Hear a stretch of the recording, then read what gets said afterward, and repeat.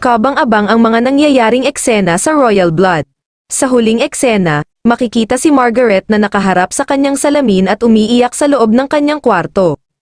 Si Beatrice naman ay papasok ng mansyon ng mga royales, siya ay may dala-dalang bote ng wine. Mararamdaman mo sa kanyang aura ang galit at tinatawag ni Beatrice si Margaret habang pinupukpok ang bote sa kanyang palad. Si Beatrice ay naglalakad sa pasilyo patungo sa silid ni Margaret. Paulit-ulit niyang sinasabi ang, "Where are you, Margaret? Where are you?" Samantala si Margaret naman na nasa kanyang silid at binuksan ang kanyang drawer, kinuha niya ang kulay silver na paineta habang umiiyak sa harap ng salamin.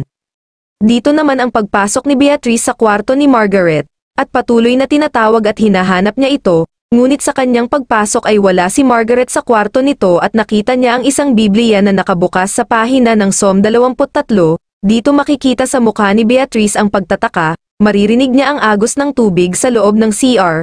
Dahan-dahan siyang pumasok sa loob ng CR. Makikita niya sa ibabaw ng lababo ang paineta na may bahid ng dugo.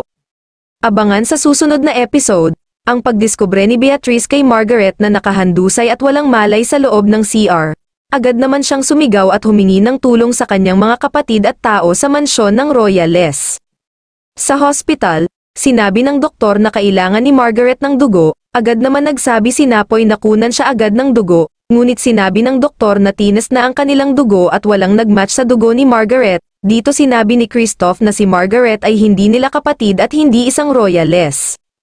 Biglang dumating naman sa hospital si Yaya Cleofe, at sinabi na type B din ang kanyang dugo at gusto niyang mag-donate kay Margaret. Usap-usapan ng mga katulong sa hardin ang pag-donate ng dugo ni Yaya Cleofe.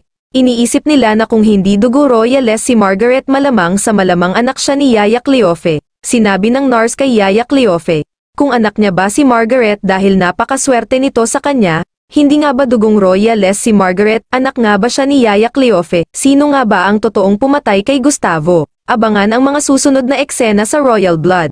Huwag kalimutang mag-like, subscribe para updated kayo sa mga videos, maaari ding mag-iwan ng comment tungkol sa episode na ito. Thank you for watching Camille VM Official.